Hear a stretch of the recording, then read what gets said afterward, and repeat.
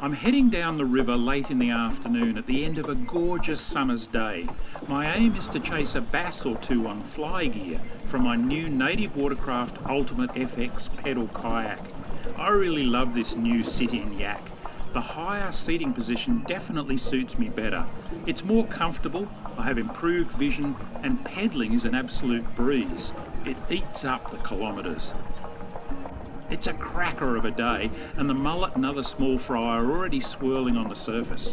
The shadows are reaching out from the casuarinas along the bank, and light levels are dropping. The witching hour is fast approaching.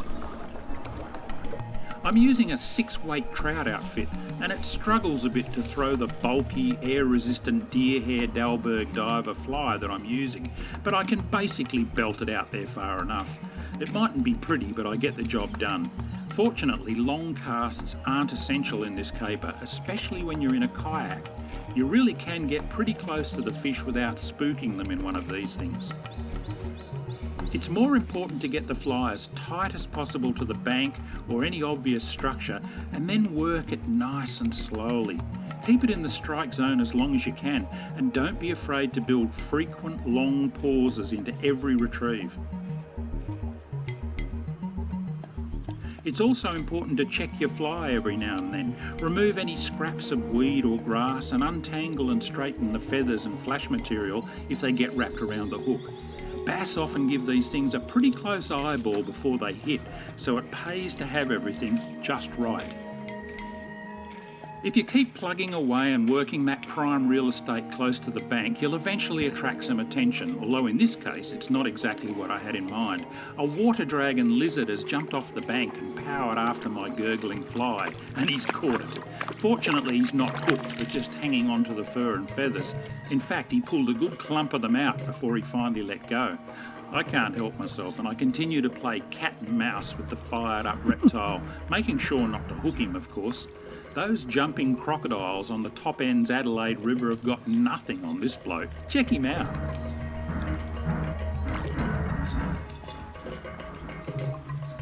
And he's not at all fazed by the presence of the kayak, cheeky bugger.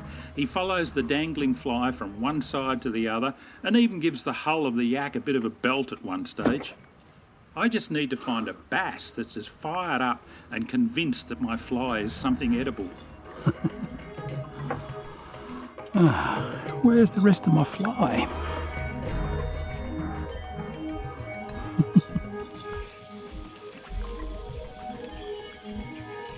Reptilian distractions aside, I'm sticking to my game plan, working every likely nook and cranny along the banks of the river as the light level slowly diminishes.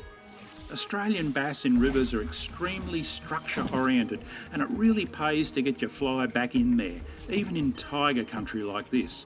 Of course, getting a fish out of a spot like this will be interesting, to put it mildly, but as I like to say, you've got to get them on before you can get them out. The quality of the video I'm recording is deteriorating as the light level drops and the cicada's song gets louder, but my chances of success are also increasing, and eventually I get my first looker.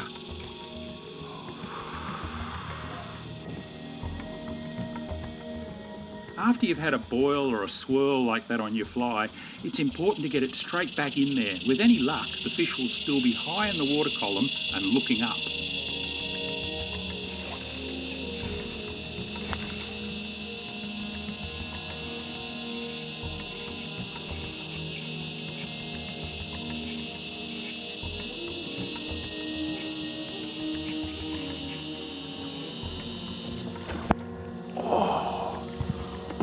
Missed him.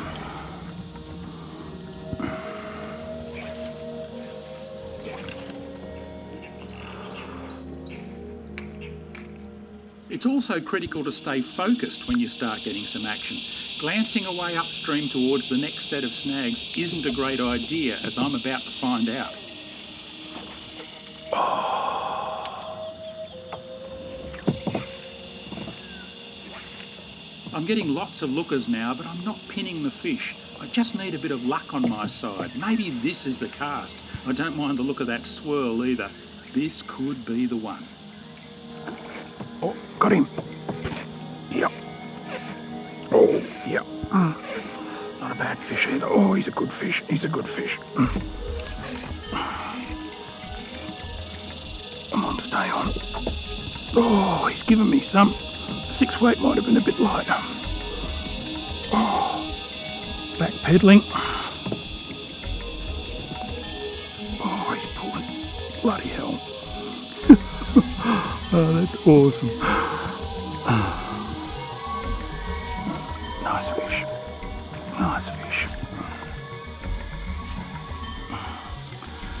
Oh, what's a big one gonna go like?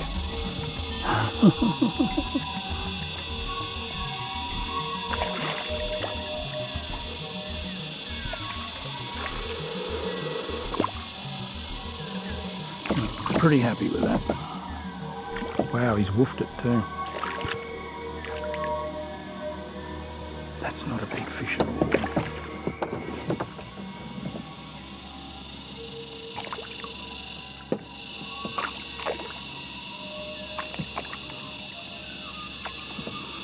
Oh.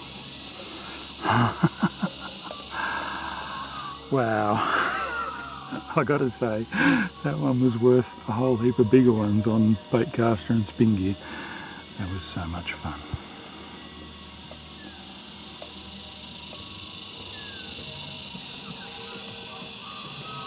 And there's the fly.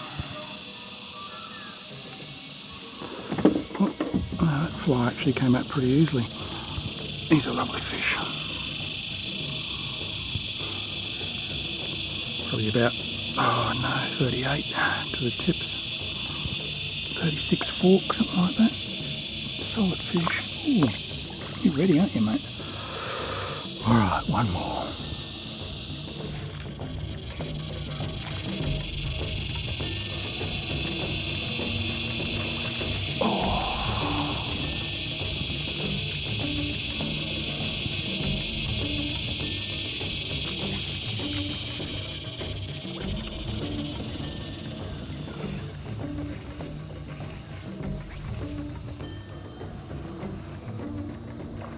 Oh, and again. Not so bad.